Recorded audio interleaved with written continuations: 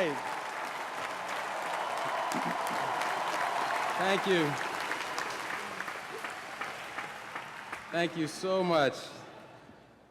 Thank you, President Rife. Thank you, class of 1966. That was alarming, walking along and seeing 66 and then somebody saying, oh, it's their 50th. I almost had a heart attack. So, time flies. And mostly thank you to the class of 2016.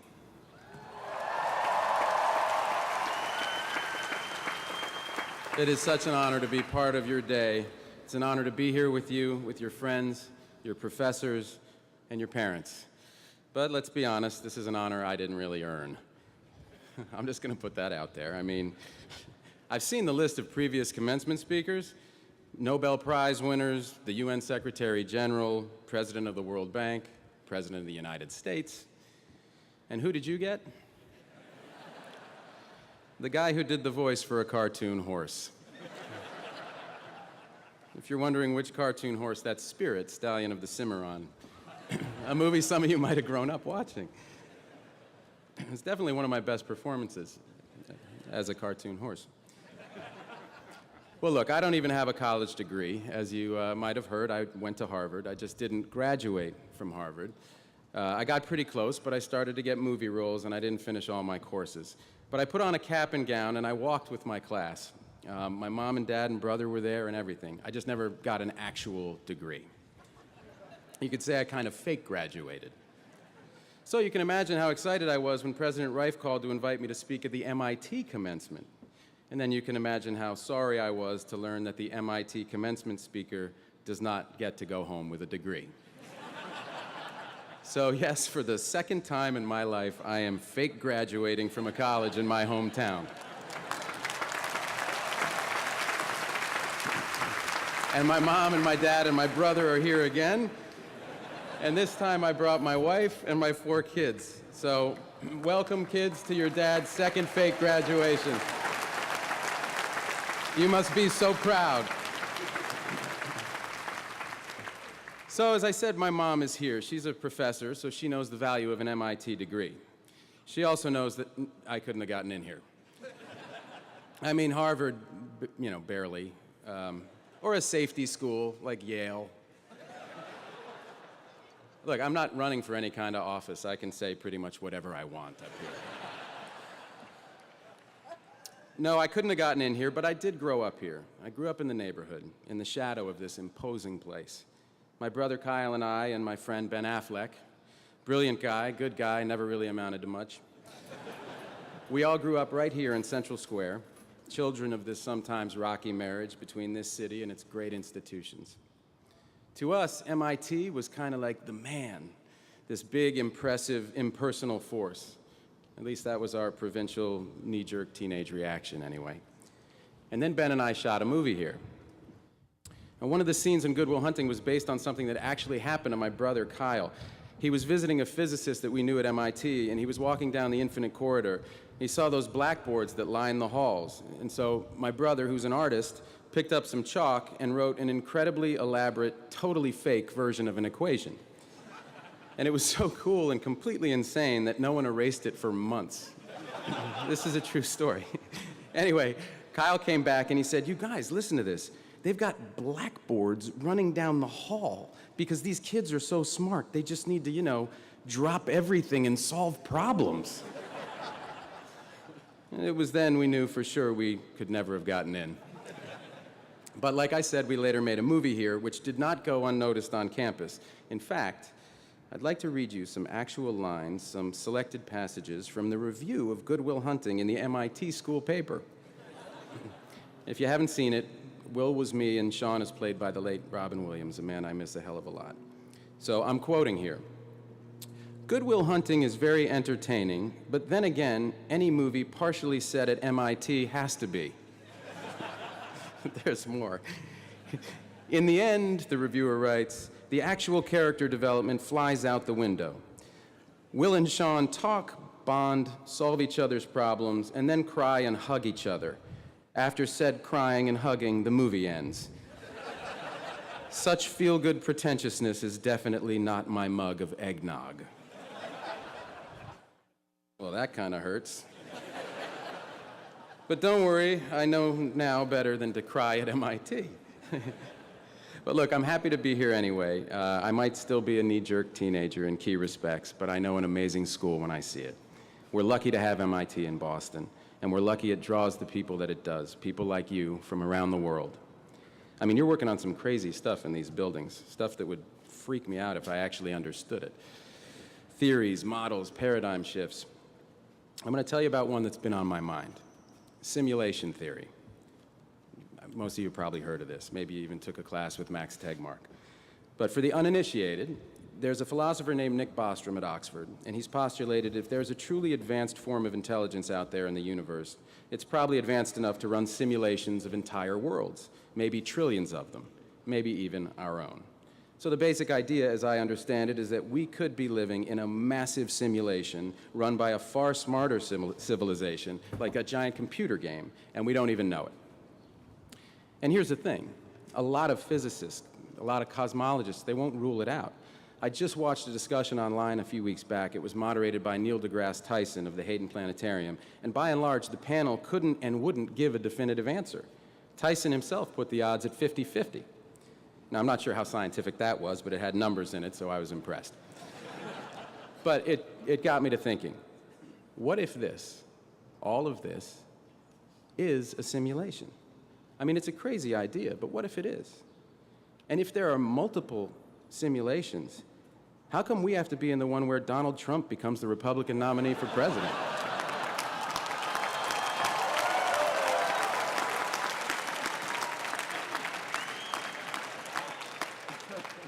Can we, like, transfer to a different one? Well, Professor Tegmark has an excellent take on all of this. My advice, he said recently, is to go out and do really interesting things so the simulators don't shut you down. Now then again, what if it isn't a simulation? Either way, my answer is the same. Either way, what we do matters. What we do affects the outcome. So either way, MIT, you've got to go out and do really interesting things, important things, inventive things, because this world, real or imagined, this world has some problems that we need you to drop everything and solve. So go ahead, take your pick from the world's worst buffet. Economic inequality, that's a problem. How about the refugee crisis? Massive global insecurity, climate change, pandemics, institutional racism, a pull to nativism, fear-driven brains working overtime. Here in America and in places like Austria, where a far-right candidate nearly won the presidential election for the first time since World War II. Or the Brexit, for God's sakes, that insane idea that the best path for Britain is to cut loose from Europe and drift out to sea. I mean, what is Europe even going to look like in 25 years? And add to that an American political system that's failing. We've got congressmen on a 2-year election cycle who are incentivized to think short-term and simply do not engage with long-term problems. And add to that a media that thrives on scandal and people with their pants down, anything to get you to tune in so they can hawk you products that you don't need. And add to that a banking system that steals people's money. It's all right, I'm not running for office. By the way, while I'm on this, let me just say this to the bankers, specifically the ones who brought you the biggest heist in history. It was theft, and you knew it. It was fraud, and you knew it. And you know what else? We know that you knew it. So yeah, you sort of got away with it. You got that house in the Hamptons that other people paid for as their own mortgages went underwater. And you might have their money, but you don't have our respect. And just so you know, when we pass you on the street and look you in the eye, that's what we're thinking.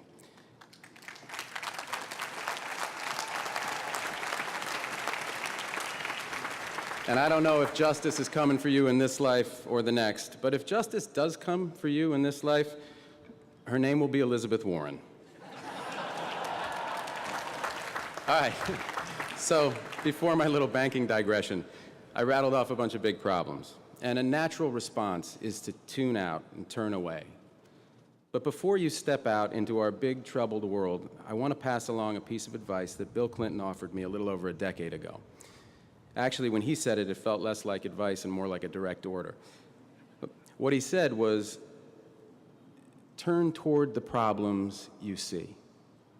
You have to engage and turn towards the problems that you see. Except it sounded like, turn towards the problems that you see. But when he said this to me, he literally turned his body for emphasis towards me. No, listen, it seemed kind of simple at the time, but the older I get, the more wisdom I see in this. That is what I want to urge you to do today, to turn towards the problems that you see and engage with them. Walk right up to them, look them in the eye, and then look yourself in the eye and decide what you're going to do about them. Now, in my experience, there is just no substitute for actually going and seeing these things. I owe this insight, like many others, to my mom. When I was a teenager, Mom thought it was important for us to see the world outside of Boston. And I don't just mean Framingham. She took us to places like Guatemala, where we saw extreme poverty up close, and it changed my whole frame of reference. And I think it was that same impulse that took my brother and me to Zambia in 2006 as part of the One campaign, the organization that Bono founded to fight desperate and what he calls stupid poverty and preventable disease in the developing world. And on that trip, in a small community, I met this girl, and I walked with her to a nearby bore well where she could get clean water. She'd just come home from school, and I knew the reason that she was able to go to school at all was clean water. Namely, the fact that it was available nearby, so she didn't have to walk miles back and forth all day to get water for her family like so many girls and women do around the world. So I asked her if she wanted to stay in her village when she grew up, and she smiled and said, no, I want to go to Lusaka and become a nurse. So clean water, something as basic as that, had given this child a chance to dream. And as I learned more about water and sanitation, I was floored by the extent to which it undergirds all these problems of extreme poverty. The fate of entire communities, economies, countries is caught up in that glass of water, something the rest of us get to take for granted. People at One told me that water is the least sexy and cool aspect of the effort to fight extreme poverty. And water goes hand in hand with sanitation, so if you think water isn't sexy, you should try to get into the shit business. But I was hooked already. The enormity of it, the complexity of the issue, it just hooked me. And getting out in the world and meeting people like this little girl is what put me on the path to starting Water.org with a brilliant civil engineer named Gary White. And for Gary and me, seeing the world and its problems, its possibilities, heightened our disbelief that so many people, millions, 660 million in fact, can't get a safe, clean drink of water or a clean private place to go to the bathroom. There are more people with a cell phone than access to a toilet on our planet. And this heightened our determination to do something about it. Now, you see some tough things out there, but you also see life-changing joy, and it all changes you. There was a refugee crisis back in '09 that I read about in this amazing article in the New York Times. People were streaming across the border of Zimbabwe to a little town in northern South Africa called Messina. Well, I was working in South Africa at the time, so I went up to Messina to see for myself what was going on. I spent a day speaking with women who had made this perilous journey across the Limpopo River, dodging bandits on one side, crocodiles in the river, bandits on the other. Every woman that I spoke to that day had been raped. Every single one. On one side of the river or both. And at the end of my time there, I met a woman who was so positive, she was so joyful. She had just been given her papers, so she'd been granted political asylum in South Africa. And in the midst of this joyful conversation, I mustered up my courage and I said, "Ma'am, do you mind my asking, were you assaulted on your journey to South Africa?" And she replied, still smiling, "Oh yes, I was raped, but I have my papers now, and those bastards didn't get my dignity."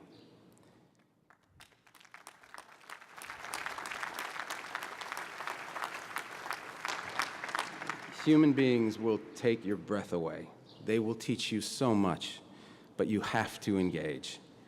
I only had that experience because I went there myself. It was difficult in many ways, but of course that's the point. There is a lot of trouble out there, MIT, but there's a lot of beauty too, and I hope you see both. But again, the point is not to become some kind of well-rounded, high-minded voyeur. The point is to eliminate your blind spots, the things that keep us from grasping the bigger picture. And look, even though I grew up in this neighborhood, in this incredible multicultural neighborhood that was a little rough at that time, I find myself here before you as a middle-aged American white male movie star. I don't have a clue where my blind spots begin and end. But looking at the world as it is and engaging with it is the first step towards identifying our blind spots. And that's when we can really start to understand ourselves better and begin to solve some problems. And with that as your goal, there's a few more things I hope you'll keep in mind. First, you're going to fail sometimes, and that's a good thing. For all the amazing successes I've been lucky to share in, few things have shaped me more than the auditions that Ben and I used to go on as young actors, where we'd get on a bus, we'd show up in New York, we'd wait our turn, we'd cry our hearts out for a scene, and then be told, okay, thanks, meaning game over. We used to call it being okay, thanks. And those experiences became our armor. All right, now you're thinking, great, thanks, Matt. Failure is good, thanks a ton. Tell me something I didn't hear at my high school graduation. To which I say, okay, I will. You know the real danger for MIT graduates? It's not getting okay, thanks. The real danger is all that smoke that's been blown up your graduation gowns about how freaking smart you are. Well, you are that smart, but don't believe the hype that's thrown at you. You don't have all the answers, and you shouldn't, and that's fine. You're going to have your share of bad ideas.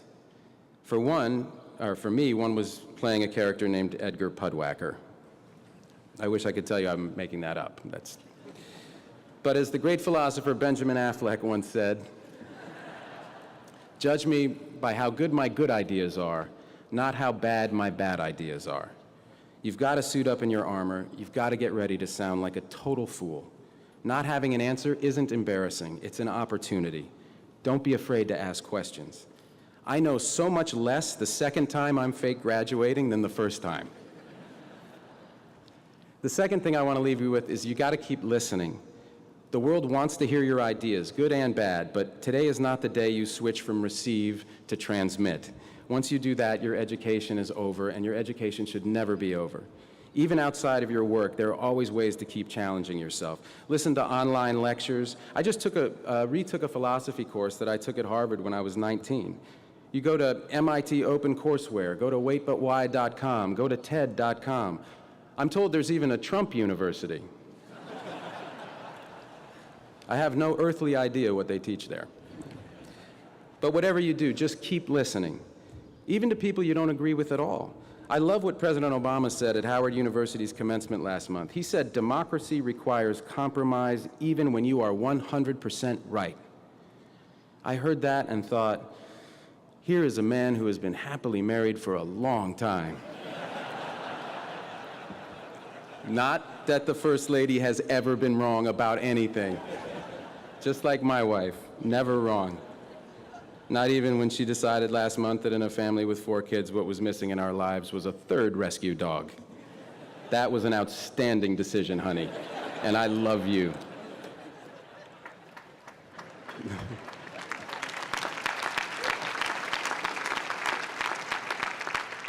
The third and last thought I want to leave you with is that not every problem has a high-tech solution.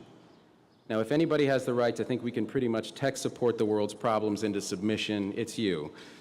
Think of the innovations that got their start at MIT or by MIT alums. The World Wide Web, nuclear fission, condensed soup. That's true, you should be very proud of that. But the truth is, we can't science the you-know-what out of every problem. There is not always an app for that. I mean, take water again as an example. People are always looking at some scientific quick fix for the problem of dirty and disease-ridden water, a pill you put in a glass, a filter, etc. But there's no magic bullet. The problem's just too complex.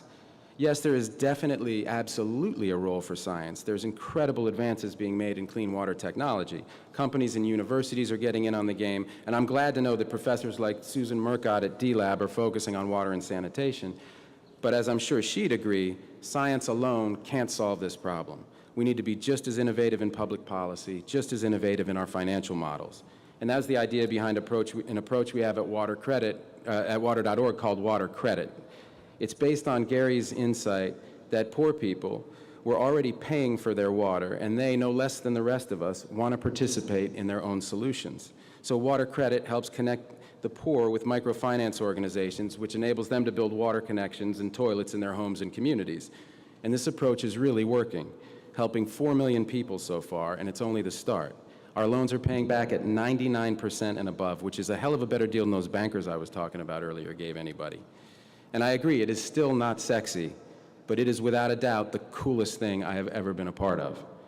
So, thanks. So let me ask you this in closing. What are you going to be a part of? What is the problem that you will try to solve? Whatever your answer, it is not going to be easy. Sometimes your work will hit a dead end. Sometimes your work will be measured in half steps. Sometimes your work will make you wear a white sequined military uniform and make love to Michael Douglas. All right, maybe that's just my work. But for all of you here, your work starts today. And seriously, how lucky are you? I mean, what are the odds that you're the ones who are here today? In the Earth's 4.5 billion year run, with 100 billion people who have lived and died, and the 7 billion of us here now, here you are. Yes, here you are. Alive at a time of potential extinction-level events, a time when fewer and fewer people can cause more and more damage, a time when science and technology may not hold all the answers, but are indispensable to any solution. What are the odds that you get to be you right now, the MIT class of 2016, with so much on the line? There are potentially trillions of human beings who will someday exist or not, whose fate in large part depends on the choices you make, on your ideas, on your grit and persistence and willingness to engage. If this were a movie I was trying to pitch, I'd be laughed out of every office in Hollywood. Joseph Campbell himself would tell me to throttle down and lower the stakes, but I can't, because this is a fact. This is not fiction.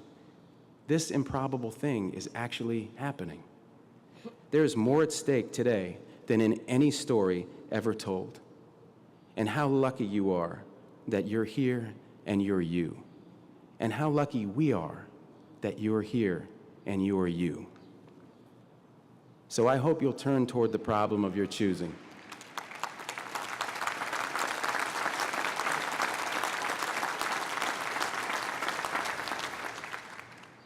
I hope you'll turn toward the problem of your choosing. I hope you'll drop everything, and I hope you'll solve it. This is your life, class of 2016. This is your moment, and it is all down to you.